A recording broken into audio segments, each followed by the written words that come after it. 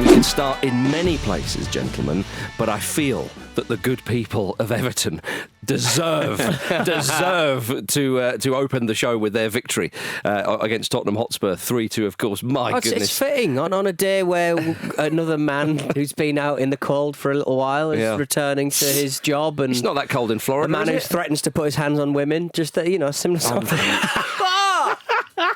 You're referencing the David Moyes, you'll get a slap. I'm just saying that I think... And Donald Trump. Yeah, well, obviously we've got that. This and that. Yeah. Just saying that I think you got away with it. They both had yellow hair as well at one point. Yellow hair. They both had yellow hair at one point. That's harsh on Moyes. Right. Okay. Mousy blonde. Okay, right. Well, we've got that out the way, thank goodness. It was important to recognise what's going on in the world. Everyone was thinking it. And we just said it, didn't we? Yeah. Got it out of the way. Well, we 10 minutes later into the podcast, and that's a booking. A yellow card, not a mousy blonde card. Yellow card, red tie. Indeed. Oh, there you go. I think, though, that the Evertonians who live in America are feeling like it's good to have him back. David Moyes, of course.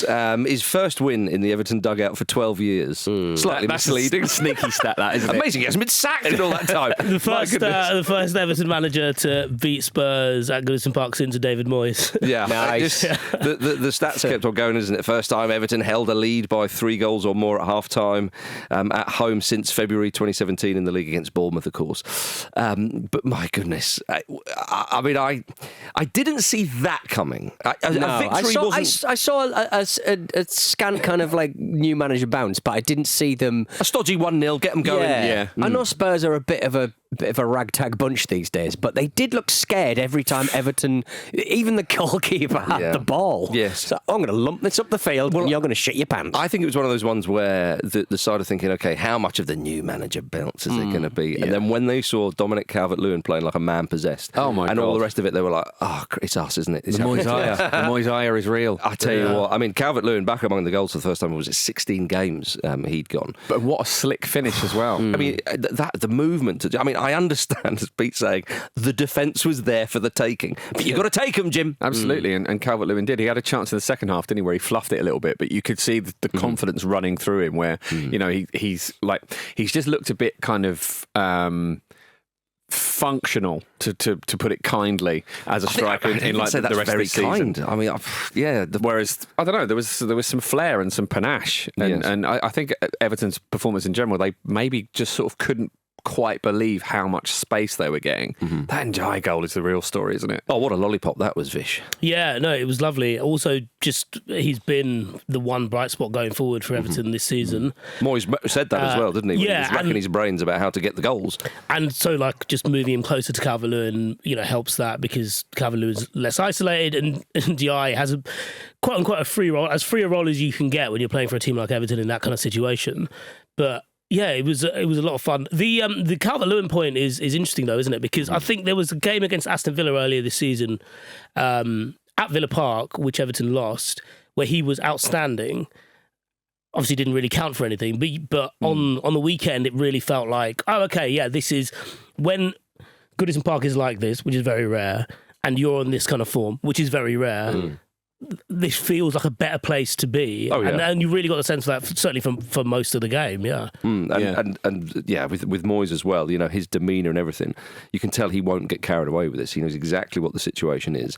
He's not trying to sort of win people over in a sort of personality sense because they have history with... There's almost not time as well. Exactly, yeah. And I think that sort of temperament... It's probably what you need down there. We see it with Newcastle with Eddie Howe. Now, we'll talk about them in a bit, but that kind of calm approach and just, old steady Eddie, Moyes will provide that with Everton. And that'll be crucial, I think. And in the next month, you look at the fiction, you sort of go, maybe they'll take something off Leicester, maybe Palace. I mean, they should be looking to take something off Leicester, my goodness. Yeah, but that is the limit of what they can kind of realistically hope for. But if they get any more, I think it's a little bit of a bonus. They should be able to stay up, though, I think, with I know it's only one game, but my goodness, does it give them a lift. It does. I mean, the fact is, like we say, they would have bitten your hand off for a kind of a stodgy 1-0 and hang it on or whatever. Whereas, I appreciate there was a bit of there was a moment or two where they were kind of hanging on the end, which would have actually frustrated them a bit because they probably should have been about 4-0 up. Yeah, absolutely. And that's potentially a problem, isn't it? So they're in a weird situation where they're 4 points ahead of Wolves, who are in 17th, and they're 4 points behind Tottenham, who are in 15th, and they have a game in hand over them. But it's like, they're not going to fly up the table anytime soon, are they? Because it's kind of difficult. But I think Moyes is perfectly placed to just manage expectations on that. And essentially, the results will come with performances, which is exactly what's happened yesterday. And that's really all they can do at this point, isn't it? Well, and it's about being safe, being sensible, getting into the next season in the new stadium. Completely. I find it hilarious. The 3 teams above them are Spurs, West Ham and Man United. Mad, isn't it? Like, what on earth is going on? It's a horrible little sort of permafrost. You're sort of going, we've got to break through that, have we? Moyes is the man, though. If you wanted to defrost the fridge and there was a knock at the door and David was like, I'll do it for you. But this will get done without a fuss. Bang. Yeah. In we go. That's my favourite household chore, that. Is it? What, just hacking it? Just take a hammer. I literally take a hammer to it. I'm going to do it later than he's doing. Honestly. Can you do mine as well? Definitely. Do you not damage the metal? Bring it into the studio. do you not manage to mess up the metal elements? Haven't done so far. Right. Okay. Why do you think it keeps frosting up? He does this once a week. It's just this weird sort of fluid comes out of it. Cheaper than therapy as well. And having to replace the damn thing every month. Take that, Ice Dad. Oh dear.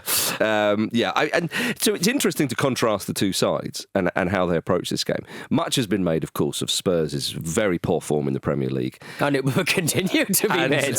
Yes, yet more evidence. Yes. And they talk about injuries and so on and so forth. The fact is, with the side that they even put out against Everton, that level of performance is shockingly poor. And second half was better, and it flattered the scoreline, didn't it? But the game was really gone. I understand they rallied a bit, but the second half was better. But it wasn't like they created a lot of chances until the goals. Really, wasn't it? Fair play, they had to score them. As I said, it was very brave in the second. Spurs were like a sort of snake catcher who's really scared of snakes. We'll sort this. Oh, it's rearing arm. Dejan, you're the only one who can. I mean, but in the same way, Southampton rallied and on another day might have snatched a point. But the fact is, they got absolutely battered in that first half. But with Spurs, they played a back 3 with young Gray in there as well. People saying, well, it's a different system. So, Everton switched to a back 3. Yeah. Everton gave was Jake O'Brien his Premier League debut on the right side. To be fair, look at the difference between the two sides: the running, the mentality, everything.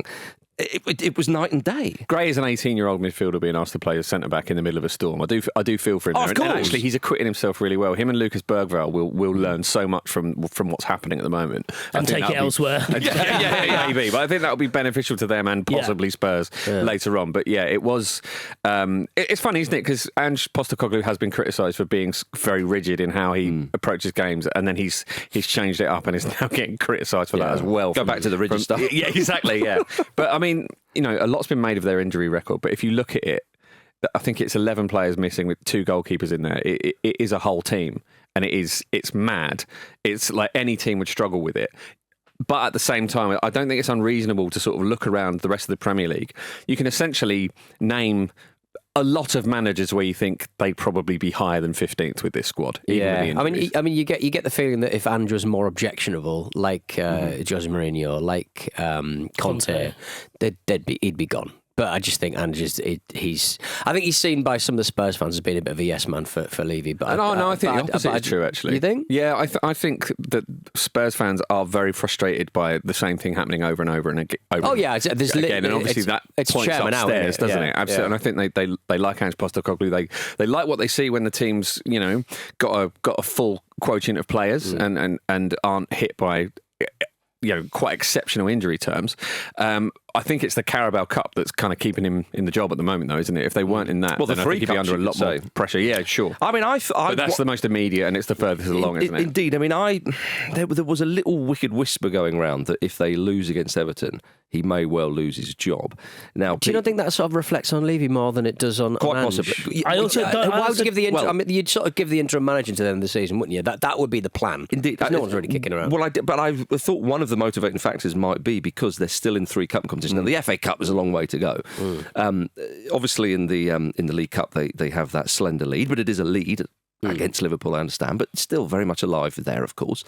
It's the Europa League for me. I mean, obviously it's a cup competition to sort of whenever you say that team should win that cup competition, it's not like, say, winning the league, where obviously you have one bad decision or an injury or something can go against you and you're out. So there's still much to play for in this season. I wouldn't really, in the current state of play with Postecoglou, who cuts a very, very full-on figure at the moment and is clearly down in the doldrums with this, and understandably so, I really wouldn't trust them to do much in any of those competitions. So I thought it wouldn't have shocked me if that happens. And it could well happen. However, as you say, Pete, does it reflect badly on Levy? Well, the fans were again... they're calling for Levy's head rather than Postecoglou. And I think Ange, as you mentioned, Jim, does have a little bit of good favour. I think people are... It's interesting when you speak to Spurs fans, and obviously you can't speak to all 60,000 or whatever it is who go every week. And also the internet paints a really unreliable picture as well, doesn't it? It does, but I think it would be understandable to imagine that some Spurs fans are thinking, look, whatever Levy's doing and whatever we think of that, a different manager would get a better tune out of this side, which is a point I agree with. However, we've seen this him cycling through managers, and you think, well, hang on, where does this end? When Poch was in charge, at the back end of his sort of tenure, he was saying that this club needs a rebuild squad-wise, just need root and branch, pulling everything out and starting again. They spent an ungodly amount of money in the last couple of transfer windows, but they've all been on very young players, kind of, who need a system, who need a little bit of time.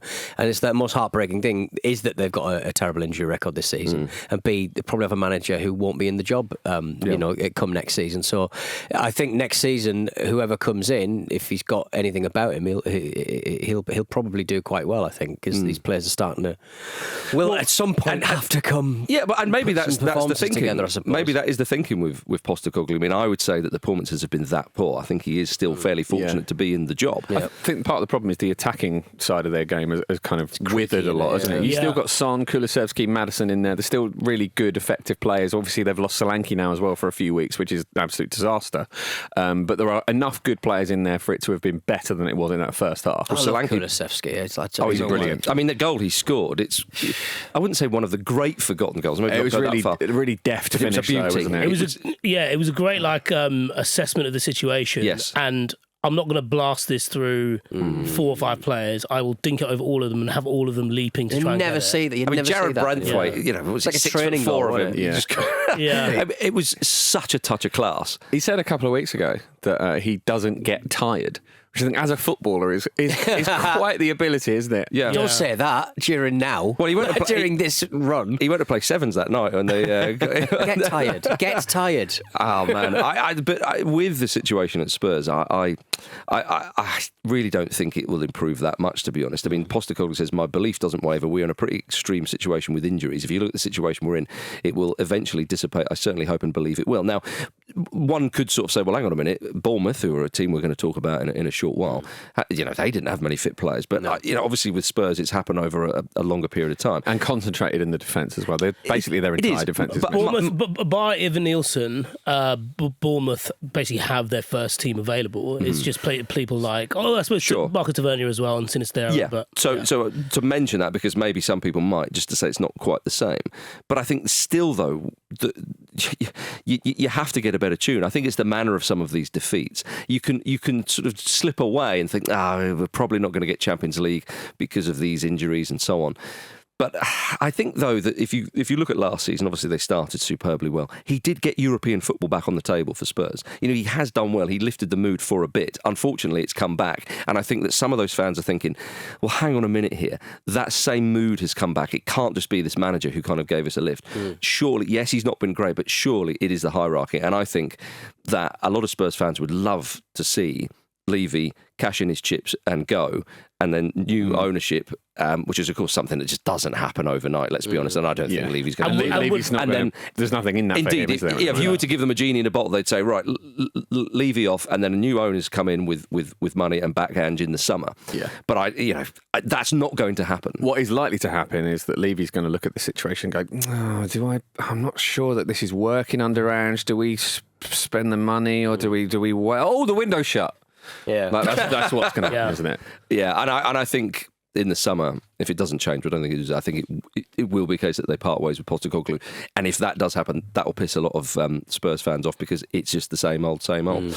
But it was a poor performance, despite that Kulusevski goal. One of the things as well for Spurs, which is a great shame, is Heung-min's son. He looks like he's slowing down. It happens to the best of us, of course. And happened a little while ago, and they probably should have had some kind of contingency. Well, indeed. 100%, yeah. Yeah, I mean, that chart, I know it's, Pickford makes the save and guesses well, but that is very much indicative of Son at the moment. It's a safe finish. Yeah, exactly. That was the... It wasn't a finish, it was a safe effort, if you like. I was, as Pete was saying, like it's been happening for a while, and it's happened because of the volume of games he's had to play, and also just his age, and he's picking up after Kane left as well. And the style of player that he is, there was always going to be this kind of slowdown. I think what's been particularly stark is that it feels like he's lost some of his powers, and not necessarily in a physical sense. And that on the weekend, as you said, that was a banker of a Son finish. Like, how many times have you seen him score that goal, either whipping it into the corner or actually keeper gets a hand to it, but it always goes in, or he hits it through the keeper. And that was just very, very safe. And there was almost a sense of like, that was a brilliant move in the first half. Probably the only one from a Spurs perspective, and there was a sense it had a deflating effect on the rest of the team as well. People might think we're being a touch harsh saying, he's slowing down. I mean, he is playing in a side who are in such a bad moment, and for him to suddenly be the superhero and play like he's 5 years younger. His standards have been so high, indeed. So consistently so. It's like he can still be quite productive with a significant drop-off. Indeed, and he's changing it to a different player, your Ronaldo kind of box in the box kind of. Yeah, I mean, look, he's earned that extension, of course, and if Spurs were to pick it up a bit and start playing again, you'd see him lifted as well. So I understand that it is symptomatic of what's going on here, but they really need to sort it out. And I know a lot of people say, they're in a relegation fight now. I mean, they're not going to be relegated. I mean, they're 8 points above the drop zone. I really think that it is, from Everton down. But it's bad news for the teams at the bottom of the league that Moyes and Everton have had this showing and had this result, because, as I say, it bodes very, very well for them indeed. Gentlemen, before we go for a break, I just want to mention former Spurs and Everton man Dele has left Everton, even though he wasn't contracted there. He was training with the side, of course, and he's gone to a very fancy place in Como. I know so little about it. I assume that when players do that, that they train right by the side of the lake. Yes. The stadium's pretty much there. One side's completely open. Football's in the lake. Yeah. And someone with a little dinghy going around to collect them. Totally. Well, he signed an 18-month deal there, so he'll be playing under Cesc Fabregas. And there's a bit of stuff happening at that football team. They've had a few celebs along to watch they've got them. some quite well-known investors, haven't they, as well, including Fabregas himself. Yeah, not doing that well in Serie A, but the fact is they're up in Serie A is quite the story. But yeah, I mean, look, you forget he's like 28. Like, he's still got. Yes. He could if he got it right, he could still. And that's it, isn't it? Still have a career, have the rest of his career. It's just it's a real shame. I think actually one of the things with him is that because he's been so troubled, and we now have more of an understanding of that. People forget how many injuries he's had as well, which will have taken a massive, massive toll on his body. So, as we've said so many times, good luck to him. I hope it works out for him there. Yeah, and I think by the looks of it, the way Fabregas is as a manager, and providing perhaps a bit more, say like emotional intelligence and whatnot than some others, as he says, he really tries to invest in the person as well as the player. It could be good, and I don't think there's a person on the planet that would wish it to go badly. So good luck to Dele there. All right, coming up after this, one of the Cliverts runs riot at Newcastle. Thank you very much, Andre. You've lived many highs with Hoffenheim. Today is definitely not one of those. Talk to me about what went wrong for Hoffenheim today. This is one big shit season. That was Andre Kramaric after Hoffenheim lost 5-0 against Bayern last Wednesday. They play Spurs in the Europa League on Thursday. Well, welcome to two shit smashing into each other. The immovable shit versus the runaway shit. The runaway shit. Oh dear. Well, thanks to friends of the Ramble, Matt and the notorious BMT, for sending us that clip. Both deserve a mention. You can become a friend of the Ramble too by heading over to patreon.com/Football Ramble. You get access to the Discord where you can chat with us and other Ramble listeners, and also get ad-free episodes of the Ramble up front and on the continent, all for just $5 dues a month. You'll also get an extended version of every Wednesday Ramble, so to listen to that and get so much more, patreon.com/Football Ramble. Sign up now. Right then, Petey, Newcastle United 1, AFC Bournemouth 4. Yeah. 4. Four of them. Four of the bastards. Yeah, the last two were a bit of a piss take, if I'm honest. Not fair. Do they not count? Not fair. Should we strike them off? Not strike them off. Okay. Not fair. It's Kieran Trippier has had a long and storied career. And when you do that to a man like Trips. So it should have been a more slender defeat, do you feel? Yeah. They really went after our fullbacks. They really picked. Tino Livramento is not having a good season. Really? No, he after like a really good start, I think he's really finding it quite difficult to do any defending at the moment. He's tough against that Bournemouth side, though. Honestly, I think it's the best side I've seen Newcastle play in months. Like, they are so fucking energetic. Yeah, they out Newcastle, basically. Well, it was extraordinary, wasn't it? Because the two, this is why it was such a fascinating encounter. Newcastle, of course, were looking to extend their 10-match unbeaten run, which would have set a new club record. That's how good, and we all know. It was always going to be a step too far, I think, for Newcastle, because they've been overclocking them. Don't start that. No, this is not a defeat to slots Liverpool. No. Come on. I think we all thought that this would be a tight game that went the other way, actually. Or I certainly did. Yes, I thought Newcastle would win this. The smart money might have been on an entertaining... They've not beaten Bournemouth in 5 meetings. Yeah, and also Bogey team, Marcus. What we hadn't factored in is the power of the Oedipus complex.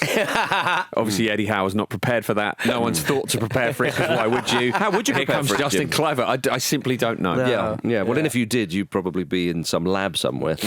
I mean, it was... Being tested on. Yeah, I mean, the Eddie Howe derby, why not? Someone's got to say it, haven't they, Vish?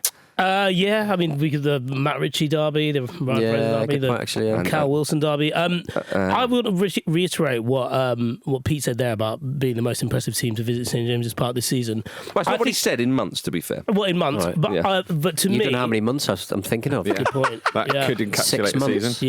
Yeah. 7 months. 40 months. Yourself. 40 months. Yes, Vish, sorry. I think that's the most impressive display I've seen this season. It's up there from a team because of Newcastle's form, because of the fact that they dealt with Newcastle's hustle.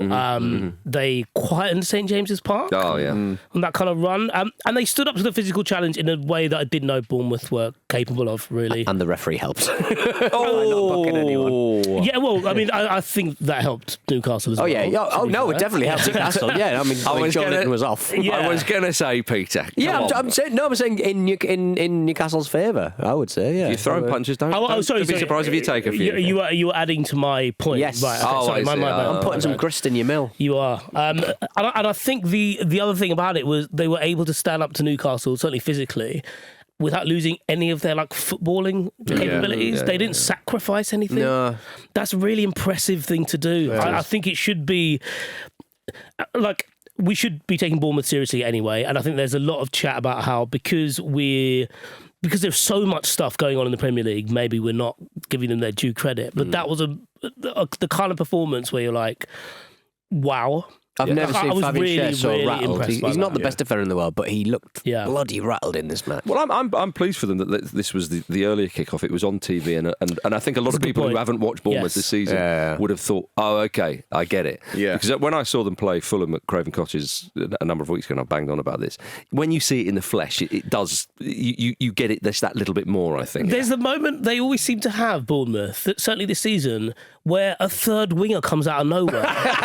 And you're like, which wing have you been hiding on? You start counting the numbers. They've got a 12th man on the pitch. Yeah. That makes sense now. Yeah, they've not lost since November, and they've got Forest next. Lock up your bones. Yeah. Is that a bout for the manager of the season? Possibly. Is that what we're going with there? I like that. Fair. Yeah. And Slot's going, hang on a minute, what? I'm literally top of the fucking thing. I know. Yeah, I mean, Bournemouth, funny enough, they're 7th, although they are 1 point off 4th spot. But Champions League it's well within their grasp, and that is the aim now. And I don't know, I've not heard Iraola mention that. I think, journalists are probably still going, you're nearly at 40 points now. But, that is a very realistic aim. I mean, it would be sensational if they were to get Champions League football. European football in general. European football in general. You wouldn't put that past them. It is a possibility because with Villa getting a point, obviously away to Arsenal, Brighton, and dare I even chuck Fulham in the mix still, there is a lot of competition there in that top 10 for those European spots. Tight. Yeah, and of course the majority of the teams in that top 10 will get a European place. But Bournemouth, it is Champions League spots they're going for this season. They have been remarkably well equipped under Iraola. And I mean, Justin Kluivert, come on, let's mention him, a hat-trick, of course. A lovely hat-trick as well. Is it 6 penalties before this? Which obviously have kind of not inflated his tally because he's got to tuck them away and he's very good at that. But yes. You see he scored a hat-trick and you assume there's a penalty, right? Well, his previous hat-trick was 3 penalties. Indeed. So, and I was made aware, actually, during the game that his father played for Newcastle United. Also won the Champions League with Ajax, but let's not go on about that. But Justin Kluivert, he said, I heard I had already scored more goals than my dad here at St James's Park. Unfortunately for them, now the Kluivert plays for the other team. What a shame. He sounded more like a supervillain to me. He did a bit, yeah. But the way Graham Souness had his way, that would have happened back then as well. But the way he tucked away the goals, again, so clinical. But that third goal was a beauty. And I don't know whether it was in his thinking. I perhaps think it was, because he has time to shape himself and measure it up. I think he uses the defender brilliantly, superbly well. Because the way he would open up his body, you'd think he'd go in the other corner, which is clearly what Dubravka's thinking in goal, and then bends it wonderfully, Beckham-esque, into the other corner. And Dubravka doesn't even dive because, obviously, as I say, he uses the defender to blindside him, but. Absolutely super. Yeah, and also praise for another Dutchman who is actually Spanish, Dean Howson. Yes. Who is, what a find. What an incredible season that young man is having. He looks so accomplished at such a young age. Yes. They have got an absolute gem there. When he was at Juventus, he went on loan to Roma and they were talking about him as like, this guy is the next big thing. And then you kind of don't hear from him, and he was the kind of player who he just seemed to exist on video games because you play it long enough. This guy is a defender who wins a Ballon d'Or on Football Manager or whatever. When he signed for Bournemouth, I was like, that's a bit weird. I haven't heard this guy. Looked him up and I was like, oh, he's the guy. Yeah. He's the video game guy. Yeah. And you kind of think I don't think he's going to be at Bournemouth for very long. Well, this is poor old Bournemouth. Immediately the goals come finding you think, will Kluivert be there? Will Evan Nielsen be there? Will Kirkish be there? So, well, the fact is though that if they can get Champions League football, my goodness, or even Europa League. Yeah, I mean, think it would be massive. And the star of the show, you have to give it to the manager, Iraola, because again, he's been absolutely phenomenal since he took charge of Bournemouth, completely transformed them. And the fact is, when they sign the young Dutch Spaniard, just fits into the system. It bodes so well for a team when everyone's pulling in the same direction. Everyone knows their jobs. It's the old cliches, but they are very important, of course. But not only that, playing with a little bit of flair, as you saw against Newcastle as well. It is a very, very happy and joyous camp, and they're flying. They're absolutely flying. They're only looking up the table, obviously. Why would you not want to go and play there? Yeah. Why would you not want to do that? They stick with their style for the entire game. There's no like, ooh, we're Bournemouth and we're 2-1 up. We need to sort of, pack the box and just go, 11 men behind the ball now. They don't do that. But what was incredibly impressive is the fact that they immediately were on the front foot against Newcastle. Yeah. And that they can hit you on the break. They've got so many different styles, so many transitions and all those other kind of buzzwords that again, they're so difficult to play against. But when we think difficult to play against, we usually think, defensively very solid and, all that. They're difficult to play against because they can counter, they can put you on the back foot. And as when Newcastle were really chasing the game, the only team that were going to score another goal really were Bournemouth. And actually, just before Kirkish smashed that one in, they had a chance, actually, which they probably should have put away. But Kirkish is another one who... He's one of the best fullbacks in the league. I mean, his goal against Wolves, I thought, would be a contender for goal of the season, and I still do because of the move and the way he finishes it. But I thought, was that a lucky finish? Was that a one-off from him? No, it bloody wasn't. Well, there's a reason he's been linked with Liverpool as a Andy Robertson replacement, and I suppose the way we're talking about it. I'm reticent to say this, but it feels like it is also just a measure of how brilliantly they've done. But you get to the end of the summer, and who knows where they'll finish. They'll finish in a strong position. They'll deserve all the plaudits as a team and individuals. And then you're like, right, it's not about building; it's about keeping Iraola, Kirkes, Howson. Like there are so many parts there that are working brilliantly at the moment, and you always hate to see it to a point, unless they come to your club, those players. Yeah. But you it's going to be tough to get them to stay together. And you feel like, as you mentioned there, it relies upon the manager staying in place and batting away any kind of advantage from Spurs, who knows, maybe Manchester United. Like it's that situation they're in, but they're in a great place at the moment, and the structure's there to continue that success beyond this season. And the great thing for Bournemouth is as well, they don't need to be pushed around by bigger clubs. They're say, financially secure. If you want Semenyo, we'll give us 75 million quid or whatever it would be. Do you know what I mean? Like they can massively inflate the prices and go, if you want him, there he is. I don't know the contract situation, so I should start picking out individual players. But they can do that, and they should do that. And that would bode very well for them. And also as well, wouldn't you say to the guys, look, a summer in Bournemouth by the beautiful sandy beach and so on. Come on, there's worse places to be, isn't there? It's a beautiful beach down there. It's lovely down there. Microclimate, apparently. You will see Harry Redknapp knocking about. There's a particular That's why they put the cherry orchards down there. There you are. You see, Pete, a little mention for Kirkes's torso.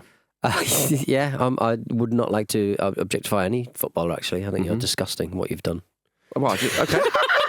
I thought he's in great nick. He is in great nick. There we are. Well, I am still fascinated by the footballers' kind of almost automatic subconscious need to take their top off when they score. It's like they don't even think about it; they just do it. I think at that point it was really sort of like, we've absolutely done him here. Brilliant. Yeah, I think maybe. I mean, I think it's probably some sort of male instinct. Maybe. Just as he was. You're impressed with that, were you? Well, get a load of this. It's like, whoa! I'm impressed all round. Just as he was celebrating, I could hear the distant printer of somebody in the at St James's Park printing out the Southampton voucher for the weekend. Everything's going to be absolutely fine. They do need it. It was good of the Premier League to put that game on at 12:30 so we could watch it, and Bournemouth would have to leave at 2:14 a.m. apparently from Bournemouth when the supporters coaches left. I tell you what, that's a joke. Worth it though, isn't it? I'm glad it was for their sake. They weren't disappointed. I thought to myself, make a weekend of it, and those who weren't planning to make a weekend of it bloody well did make a weekend of it. I'm sure. There must have been a few younger people in there who were like, should we just do an all-nighter? Yeah. And then probably fell asleep during the game. You won't believe what just happened.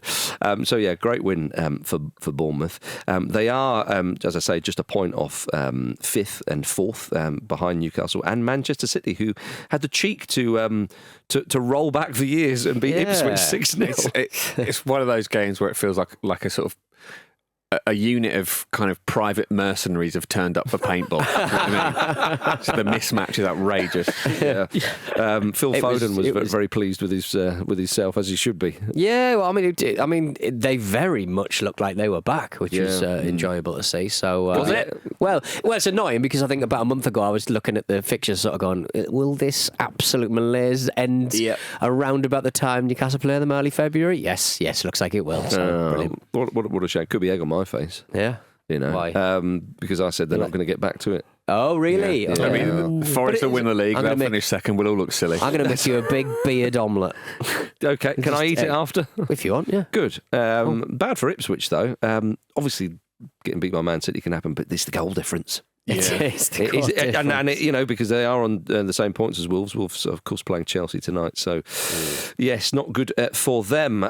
Speaking of other sides down in the or close to the doldrums, Manchester United lost 3-1 at home to Brighton. Manchester United's 10th defeat of the season in the Premier League. Let's go straight to it then. Ruben Amorim said, "We are being the worst team. Maybe." People have cut the maybe out of this quote quite a lot in the last 24 hours. "We are being the worst team maybe in the history of Manchester United." Yeah. He knows what he's saying there. I mean, he did say, look, you want your headlines, blah, blah, blah, blah.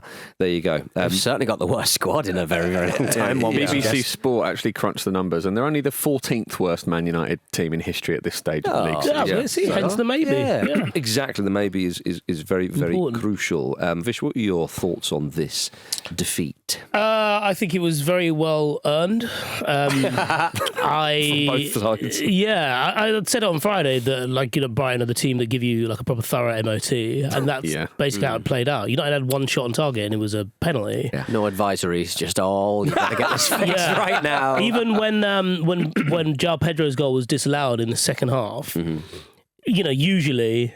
If you're thinking broadly about the game, you think, oh, that's it's a great boost to whoever was on the wrong side of that goal, and now it's a warning shot, really, isn't it? And it wasn't, because then Brighton kept playing, and I think the thing to say about Brighton is they didn't really panic. I think they knew that Manchester United were in a pretty dire spot, but also there's something to be said for the fact that it didn't feel like Manchester United prepared for Brighton in the way that they prepared for Liverpool or Arsenal. Liverpool in the league, Arsenal in the FA Cup, obviously. And it's not so much about the occasion, but it felt tactically as well. And considering Brighton, that was the third time Brighton have beaten Manchester United at Old Trafford. All under 3 different managers, by the way. Yeah, in the last 3 seasons. Yeah, in the last 3 seasons, consecutively, yeah. I think it was a bit of an oversight from Ruben Amorim. At the same time, I couldn't look at that team and give you an alternative, but it felt like Manchester United weren't up to speed with what Brighton are as a team. Totally. And as a result, Brighton just played their natural game and had a jolly old time. And the third was Onana sort of going, I'm going to solve all of the problems that I made about 5 minutes ago. Yeah, really flappity flap. Really stupid as well. It's so unnecessary. I love it when keepers sort of go, I'm going to fix this. And don't fix this. There was it felt quite desperate. You can't fix this from goal. Unless you're going to score a goal, you can't. Yeah, from the goalkeeper's perspective is interesting, because you've got Onana who uses his feet really well but can't seemingly use his hands, like in this run of form, and Bayindir, who's in great form with his hands but can't use his feet. His kicking is crazy. It's Bayindir. awful. It's the Spectrum video game Head Over Heels, where one can run really fast and one can fly. Right. They can't do both. Oh yes, yeah. I mean, so they jumped on top of each other's body. Just a thought, Ruben. Clever. Like hear no evil, see no evil. Yes, I was thinking. Yeah. I love it how you're offering that as a solution, even though it's against the rules of the game. Yeah. Technically it won't be, would it? Because only one person's using their hands. Could you graft them together, and then what can they say? Well, we can't nothing graft unethical about that. No, Check the laws. If Onana was to jump on Harry Maguire's back, and they were doubled up as a super goalkeeper. I think that's allowed, isn't it? Surely. You can get on someone's shoulders. You lose a lot in mobility. Yeah, I mean, people because it's Harry Maguire you've chosen. It would prove, I've no doubt, to be a very, very silly thing to do. But come on, could you boost an attacking player at corners as well, so they can get up really high and get the ball down? Yeah, there must be laws against that. Like in rugby, where they do that with a line out. Yeah. Must be laws. You've thrown Saka into the crossbar. He's got CTE. Amad Diallo would be the one who would. Oh no, he's out for the next 3 months now. I've got to be throwing him through the hole in the top of the stadium. He'd probably fix it though. Yeah, at least it would plug it. But I know what you mean with Man United's tactics, but it just seems so easy for Brighton, and I just. Look, I understand there's so much. Everyone talks about this back three as if Amorim is playing just one defender or something, like as if well, we've never seen this before. I understand that, but what I find incredible at the moment with Manchester United is how easy they are to play against. And I think that if you are a manager that comes in and you have a specific style, a specific formation, and I know formations change throughout the game in different phases of play and all that, I understand that. But if you are very much like, this is how I play, this is how we're going to do it, you're always going to put yourself up for a bit of scrutiny when it's clearly not working or taking a long time to get going. And the way Brighton, like Hertzler, when he was planning for this game, would have just been like, lads, get the wingers, get really high. You're going to push him back. It's going to be about 5. Press We're going to them. have so much space. It was so easy. And Amorim himself said, look, I understand this is worse than it was than the manager before. He knows all that. And it will be intriguing to see whether he can get things in place. And as we say, the pressure is off this season. But it does have to get better at some point. Yeah, I mean, he made the point, didn't he, in the period where they had really good performances against Liverpool and Arsenal, and they looked hard to play against. I mean, and that's the criticism that we've thrown at them so often this season and last season. They're easy to play against. They give up too many shots. And to be fair to Amorim, he was saying that the roller coaster is going to continue essentially in terms of the performances, and it's just exactly how it's played out, isn't it? Maybe it's just very difficult to get those players fit enough to keep doing that. I mean, when he came in, he spoke about going through training drills at walking pace, just so players could get used to it. So I don't know what is responsible for those fitness issues, but he has been quite open about saying they're there. So maybe they just can't. Maybe they can't keep that intensity up. So they're kind of choosing to go a bit harder against the teams that they think are going to give them bigger problems. Obviously, Brighton did that, and they should get a mention here really as well, because they'd had a long run without a win, and they've arrested that slump. The touch from Mitoma for the first goal is beautiful. And on the flip side of that, they conceded one of the weirdest penalties you'll see all season. Was it Belieber? Yeah. Essentially does a sort of jumping headlock. Doesn't quite connect with it, but it's like, I think that's a penalty. Well, I think... Because I don't know what it was that he did, but I'm sure you're not allowed to do it. I think it would be foul play, Jim. I think you could call it that. But there was a few moments earlier where there was a little nibble here and a nibble there, and it just seemed to... they were up in the ante thinking, we got away with that, we got away with that. It was, no, you can't, you've gone too heavy. Yeah, you've gone too mad. The foul itself of the penalty took place during advantage. Yeah, exactly. Which was a bit odd. Well, I mean, you could just hear Amorim going, anyone of them, ref. Well, surely there's a penalty we will in there. have that one. Yeah. Surely. But you're right to mention Brighton, and again, they look back at it and they are ninth, just again 4 points off that fifth place that we're mentioning this season. But also the peculiarity of their run without win means that they're now unbeaten in 6 games. Yeah, because there was 4 draws before that victory against Ipswich, and they love a draw. They do. They conceded a hefty amount of goals as well, but they just a very, very good side. And drawn more games than anyone else in the Premier League so far this season. Yeah. With just one last word on Manchester United, Vish. I mean, how do you see much improvement? And if you don't, then I mean, I think Amorim's probably good for at least 6 months. He'll be given the summer, you would have thought, but this is poor, isn't it?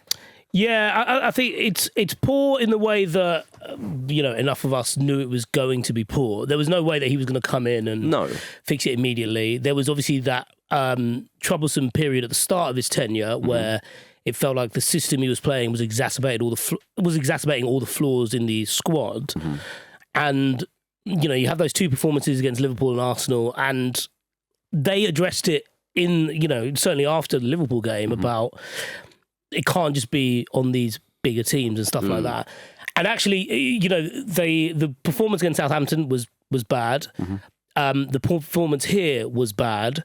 And there is a kind of growing sense that he's almost acting as, in this moment, as someone who's just giving United truths left, right and centre. Talk's a good game, but that only goes so far. Well, I mean, this is the thing. So when it seems like every player in the squad is up for sale, it also seems like none of them are good enough, which is probably fair. But if he keeps talking like that in a month's time... Yes. You're a bit like, are you just deflecting now? Well, you could argue he's deflecting at the moment. We're still in January, and he's not got a huge CV. I understand what he did at Sporting was very, very impressive. But, he has to show signs a little bit. And there are one He chose the club as well. But he didn't have to be. This is the other thing, yeah. It's the fact that he had options and chose to go to Manchester United. I think generally the game on the horizon that is most interesting, I think, is Sunday the 16th of February where Manchester United go to Tottenham. Yes. I mean, it could be a situation where... I bet that's 0-0. It almost certainly won't be because they're both so bad that they'll meet each other halfway in that regard. But it's a very interesting thing because it feels like those 2 case studies are like, mirroring each other at this moment. The difference being one's had 18 months, the other's, approaching 6 months. But both should be in a bit. But both should be eyeing up the Europa League. Yeah, but there is a broader sense that like Manchester United have a squad that's been filtered by all the different managers they have, and the guy in charge now who they want to give the keys for the longer term doesn't rate anyone. Yeah. So yeah. Well, it was nice to see Luke Littler parading his World Championship trophy at half-time, though. That counts, that's ours. There you see. And that was 1-1 at the time. Imagine if they were 3-0 down. What an effect. Thank goodness for... Can we get him on the pitch? Just go do it. Thank goodness for young Littler that, he managed to get that in before it all turned sour. Why is the trophy looks like it's got enormous. football on top? It's enormous, isn't it? Why is there a big ball on top? What's that Is for? it a dartboard? Well, Have you just exactly. seen it from one angle? I just think darts should. I think darts. Oh, maybe it is then. Is it a dartboard? It's a big sphere. It's the world, isn't it? It's spherical. It's the world. Oh, right. Okay. Yeah, the world. Where's the dart? I need to see the dart.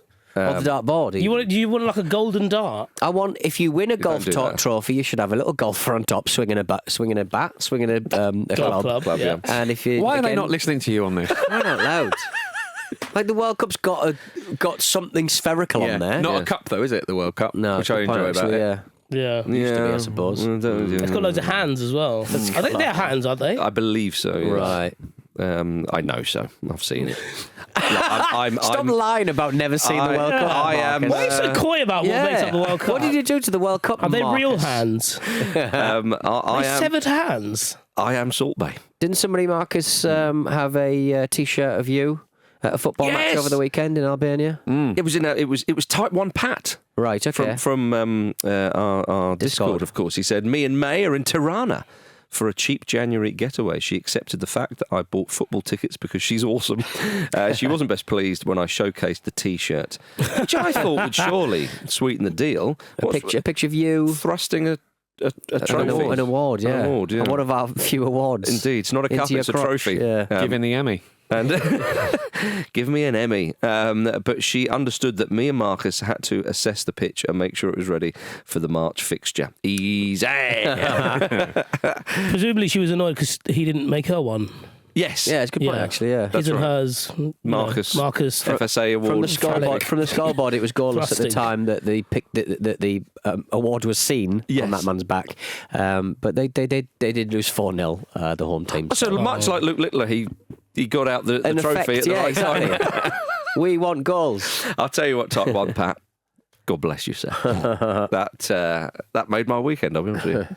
Marvellous. So, yes, well done to Type 1 Pat. Right, some sad news. Before the Manchester United game and Manchester City's game at Ipswich, there were tributes to the legendary Dennis Law. It was announced on Friday that he'd passed away, but my goodness, a titan of British and European football, you would say. He won the European Cup, 2 league titles, the FA Cup during his 11 years at Manchester United, also won the Ballon d'Or in 1964. Only Scottish player to do so as well. There's a good fact for you, absolutely. The club's third all-time top scorer with 237 goals in 404 appearances. Also had a couple of spells, of course, at Manchester City, hence the tributes for them before they played Ipswich. The only one of 3 players marked with a statue outside Old Trafford alongside George Best and Sir Bobby Charlton, which, when a player gets a statue at Manchester United, they're special. Absolutely. The amount of players that they've had, that's there forever. And a truly beloved figure. Obviously, we were too young to see him play, but he was someone spoken about in such glowing terms. He just always seemed like he was having a nice time. Do you know what I mean? Like when he was interviewed. Yeah. Like a lot of the only time he didn't when he scored that goal for Man City at Old Trafford with the flick. That was the only time when he didn't look like he was having a nice time. But a lot of his highlight reels are overhead kicks and stuff, and he just looked like he played football in the right way. And he had a rougher ride from than most in his national side because he never played for a Scottish team.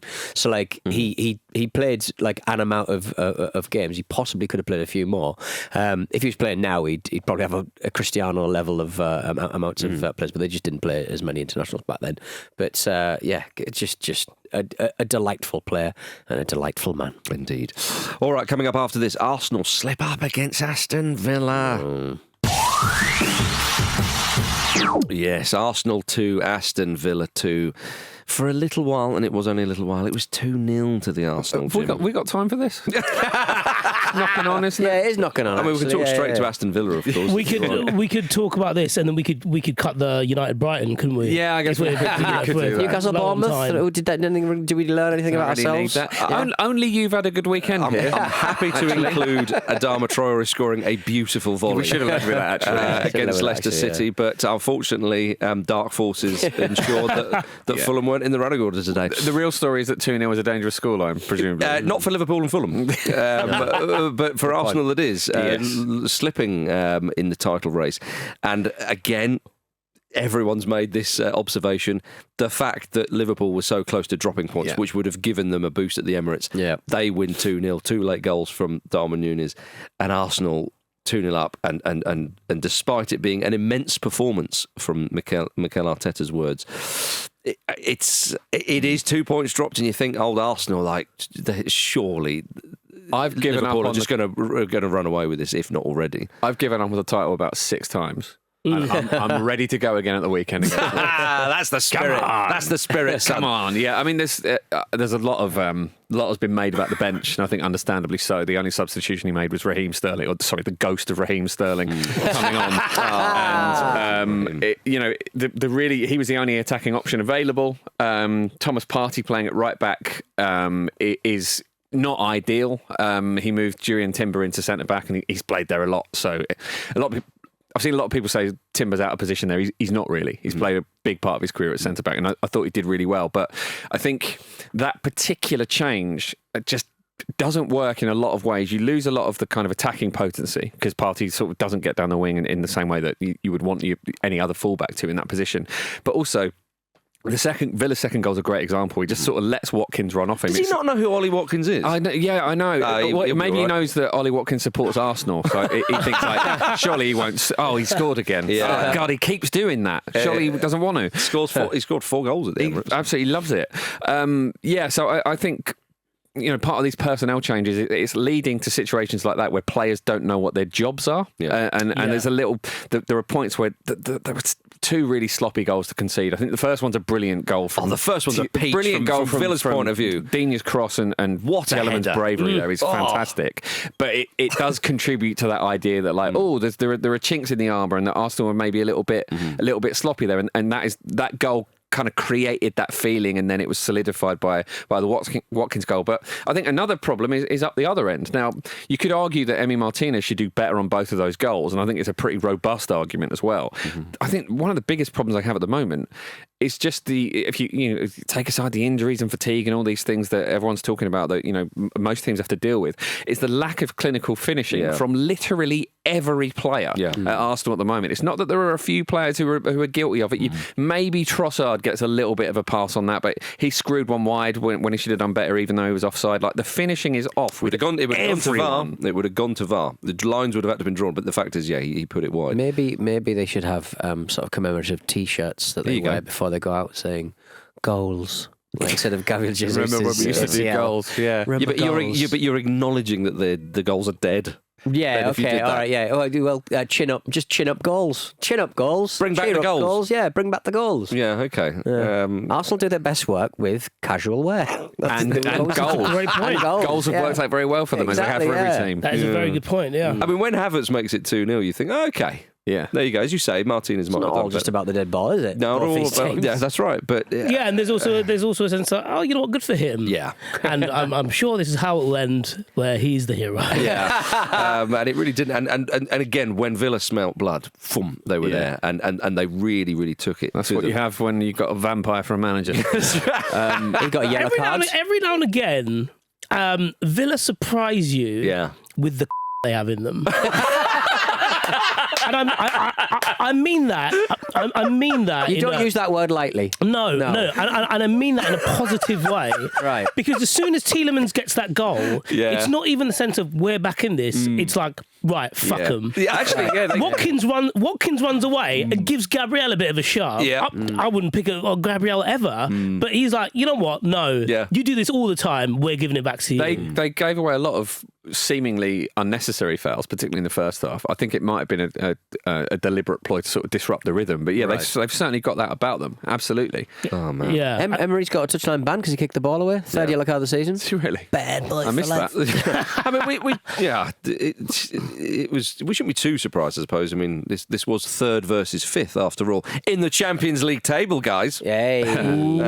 Which will be returning soon. So the table's fucking returning. Yeah. We're not even at the knockout stage. stages yet. The tables aren't turning; they're returning. They are returning. The tables are returning. Absolutely, yeah. But Arsenal have only won twice in 11 games against teams in the top half of the table this season. Yeah. Now, one might say, "Oh, you're really sort of crowbarring." That's not even us. Yeah, that you're crowbarring that one in. But no, I think that is actually a relevant stat. Definitely. Of course it is, yeah. I think so. The search for this kind of control at all costs that Arteta is endeavouring for, it's made them very predictable with the ball, but also they've lost some of the control without it, and I think possibly just kind of trying to play like that means that the late goals and the immediate equalisers that generally come from a bit of chaos. Just aren't there. Some kind of spark. Yeah, I agree with you. We are going to talk more about Arsenal on our Football Ramble YouTube page, which we're going to be doing. Get it up your tubes. Indeed. Yeah. What more can I say? What can you say? No, exactly. Yeah. So do head over to that. We do have a YouTube channel, but we're going to Before they ban that. Yeah. And then bring it back. Yeah. Before Elon Musk takes over YouTube, I don't know. Give him my ideas. Yeah, that's true. I assume he listens. Yeah. Well, he hasn't taken our advice so far. But yeah, so that's right. We're going to branch out and do a few different bits and pieces on there. But a good point for Aston Villa, who have been, much has been made of them being a bit stuttery this season, but still, they're in 8th and only 2 points off those Champions League positions. But of course, if they were to win the Champions League, then they wouldn't have to worry about it. They've done it before. Yeah, exactly. Well, they've won the European Cup, Jim, if we're going to be very pedantic, which I think I am. But of course, Arsenal dropped 2 points in the title race because Liverpool had that late flurry at Brentford, and yes, you've got to find a way, and my goodness, they did. And I think that when you talk about Arsenal lacking that spark and that little something, the being clinical, towards the end of a game when you need something. Well, you see that, when Trent just sort of squares the ball, Nunes is there to tap in. Yeah. To call that a tap in is a little bit unfair because they are bombarding Brentford, who themselves might have had a goal. They made some poor decisions in the final third, but is that quality of pass, quality of finish, and the movement and everything that is bamboozling those defenders that creates that space? Absolutely. I mean, Arsenal have been making a lot of chances, so this is comparable in a way. But Liverpool battered Brentford in an attacking sense. They were Flecken was so busy. Yeah, they were really, really relentless. And obviously, people, because they dropped some points recently, people are talking about they may be slowing down, they may be having a little blip. This feels like there's been a sort of internal reset, doesn't it? After that slight dip, and they were really, really back at it again. And obviously, they scored late on. That's the sign of a team that's going to be champions, isn't it? But if you look at the scoreline alone, it suggests they nicked it late, but that is not the story of the game, is it? No, I mean, as I say, Brentford did have a few chances. Sure, themselves. But they're going to at home. Indeed, and obviously with Liverpool, when they're going for the win, there's the back door will not be as bolted shut as it might be. But I think Alisson and just Liverpool in general get in the forwards' heads because there was a couple of times when Wissa went forward and one or two others, and you think, right, normally you would have a pop there. Normally you have a shot, but you look up and you see Alisson, and they're really good, aren't they? I've really got to go into the corner exactly, here. yeah. Or this might be the last time I get past Van Dijk. That's right. And I've got that Hemsworth to deal with. Yeah, exactly. And I mean, when we talk about that so-called slight dip or whatever Liverpool had, it didn't result in them losing a game in the league. Exactly. And one of the games in which they supposedly dropped points was away at Nottingham Forest, when if it wasn't for Matt Sells and Maria having the games of their lives, they would have won. So it's very, very difficult to make an argument that there is any kind of title race here. It's just Liverpool's to lose. Yeah.